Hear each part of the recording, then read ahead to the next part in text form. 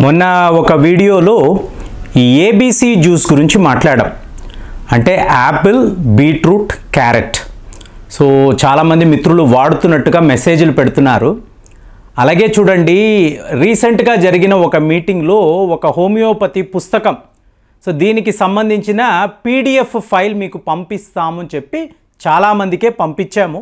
So probably మీరు అందరూ కూడా ప్రింట్అవుట్స్ తీసుకొని స్టడీ చేస్తూ ఉంటారు. ముఖ్యంగా యంగ్స్టర్స్. హోమియోపతి అన్నప్పుడు గృహ వైద్యం అండి. ఒకప్పుడు మీరు చూసారనుకోండి, పెద్దవాళ్ళు హోమియోపతికి సంబంధించిన మందులు అంటే కొన్ని స్టాండర్డ్ మెడిసిన్స్ వీళ్ళ ఇళ్లలో ఉంచుకునేవాళ్ళు. పిల్లలకి ఏమైనా చిన్నపాటి జ్వరం వచ్చినా, దగ్గు, జలుబు, ఏమైనా ఒళ్ళు నొప్పులు, సో ఇలాంటివి వచ్చినప్పుడు ఈ మందులు వాడేవాళ్ళు. అందుకే చెప్తారు అది గృహ వైద్యం. సో చాలామంది హోమియోపతి డాక్టర్లు చూస్తూ ఉంటారు. సో మీకు మీ పేషెంట్స్ ఉంటారు, కానీ శామ్యుయల్ హెనిమన్ సాక్షిగా మనము సమాజానికి ఉపయోగపడాలండి. ఖచ్చితంగా ఉపయోగపడాలి. అది ఇప్పుడు ప్రస్తుతం ఉండే పరిస్థితిలో నేను ఎప్పుడు ఒకే విషయాన్ని మాట్లాడతాను.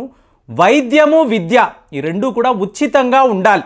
అంటే ప్రతి వాళ్ళ అందుబాటులో ఉండాలి.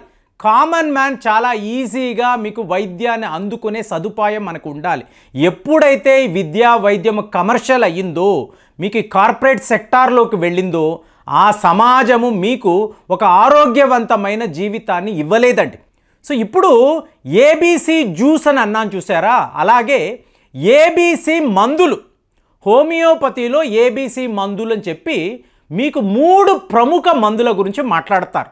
ఇందులో ఒకటి ఆకోనైట్, రెండవది బెలడోనా, మూడవది క్యామోమిల్లా. సో ఈ మూడిటిని ఏబీసీ మెడిసిన్స్ అని అంటారు. సో చాలామంది హోమియోపతి డాక్టర్లకు వీటి గురించి బాగానే తెలిసి ఉంటుంది.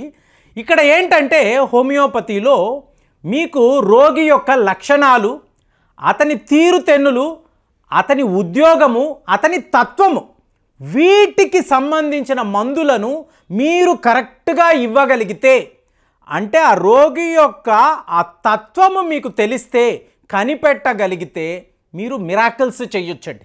క్యాన్సర్ లాంటి రోగాన్ని నయము చేసిన గొప్ప గొప్ప హోమియోపతి డాక్టర్లు ఈ దేశంలో ఉన్నారు. కాబట్టి హోమియోపతి వైద్య విధానాన్ని మీరు మామూలుగా తీసుకోకూడదు. సో ఇప్పుడు ఇందులో ఆకోనైట్ అని అంటారు. అంటే మీ ఇళ్లలో పిల్లలు ఉన్నారు అనుకోండి, మీకు 3 ఏళ్ళు, 4 ఏళ్ళు, 6, 7 ఏళ్ళు ఇలాగా ఈ పిల్లలు ఉన్నప్పుడు ఖచ్చితంగా మీరు ఆకోనైట్ అనబడే ఈ మందుని మీ ఇంట్లో ఉంచుకోవాలి.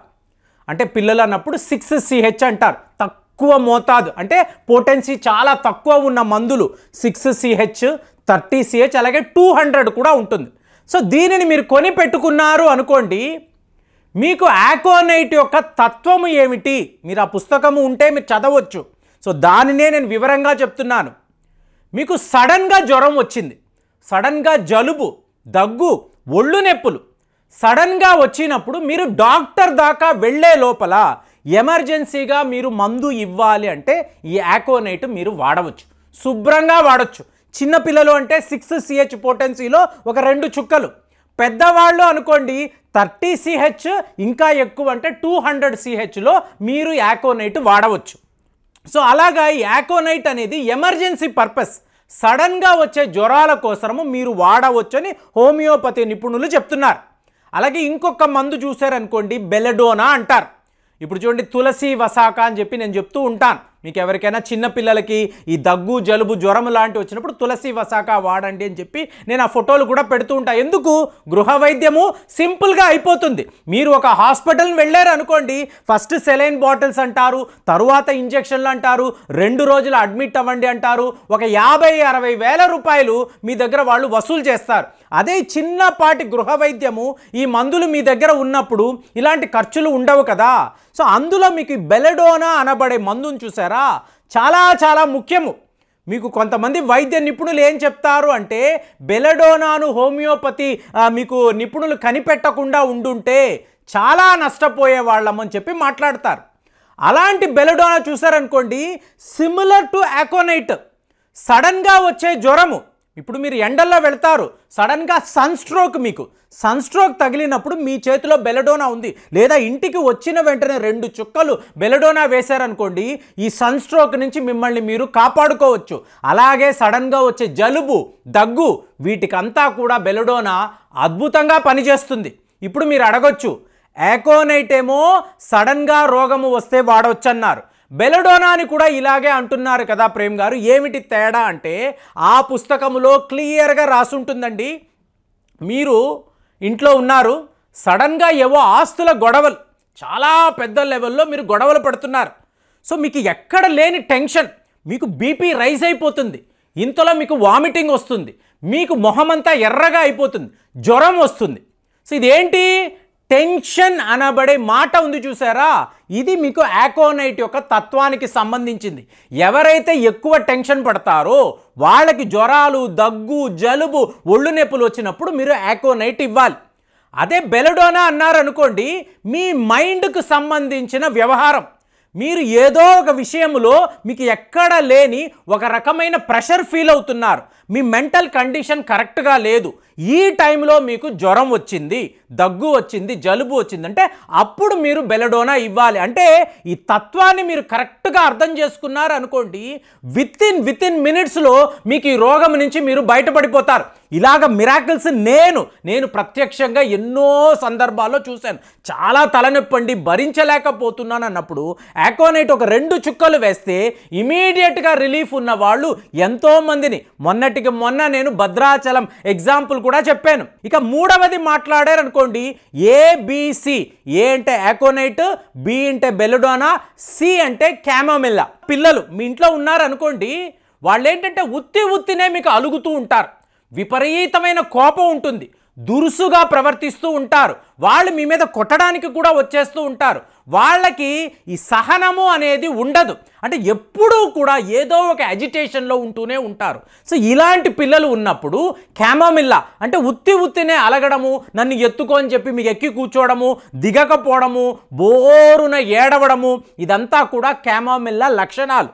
సో ఇలాంటి పిల్లలు మీ ఇంట్లో ఉన్నారు, వాళ్ళకి సరిగ్గా మీకు ఏదో ఒక రోగం వచ్చింది, సడన్గా జ్వరం వచ్చింది, దగ్గు, జలుబు వచ్చింది, అప్పుడు మీరు ఆకోనైట్ అక్కర్లేదు, బెలడోనా అక్కర్లేదు, ఈ క్యామోమిల్లా ఉందనుకోండి, దీనిని 2 చుక్కలు పొద్దున్న, మధ్యాహ్నము, రాత్రి ఇవ్వగలిగారు అనుకోండి, విత్ ఇన్ డేస్ వాళ్ళ స్వభావము కూడా మారుతుంది, మెల్లమెల్లగా వాళ్ళు కొంత శాంతియుతంగా ప్రవర్తించే ప్రయత్నాలు చేస్తారు.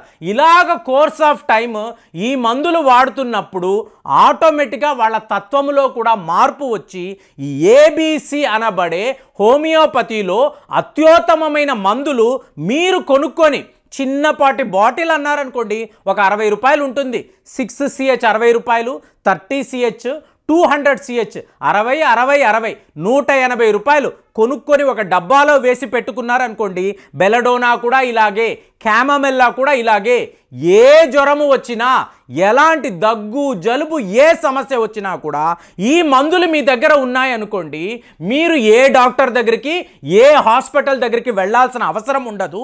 జస్ట్ ఈ నాలెడ్జ్ ఉంది అనుకోండి, మన దేశము, మన భారతదేశము లాంటి ఒక దేశములో ఇవాళ మెడికల్ మాఫియా ఎలాగ దండుకుంటున్నారు, ఎలాగ దోపిడీ చేస్తున్నారు, ఇదంతా మనం చూస్తున్నాము. కాబట్టి హోమియోపతి వైద్య విధానము మనకు చాలా ముఖ్యం అనేది నాకైతే అర్థమైంది. ఎంతోమంది మిత్రులు ఇలాగ నాకు మెసేజ్లు పెడుతూనే ఉంటారు, పలానా సమస్య ఉందండి, ఈ రోగం ఇలా ఉంది, దీనికి మనం ఏమైనా మందులు చెప్పగలమా అంటే, మాకు ఉన్న టీం మెంబర్స్తో మేము మాట్లాడి, సో ఇది చేస్తే ఒక మలబద్ధకము అనండి, లూస్ మోషన్స్ అనండి, ఓవర్ వెయిట్, సన్నగా చిక్కిపోతున్నారు, ఈ పరిస్థితుల్లో మనము కరెక్ట్ అయిన మందు, రోగి యొక్క తత్వాన్ని తెలుసుకొని మనం మందులు ఇవ్వగలిగితే ఖచ్చితంగా వాళ్ళని లక్షల రూపాయలు ఇవాళ వీళ్ళు వసూలు చేసే పరిస్థితుల్లో మనము 100ల రూపాయల్లోనే ఈ సమస్యలకు పరిష్కారం వెతకవచ్చని నాకైతే 100% నేను నమ్ముతున్నాను.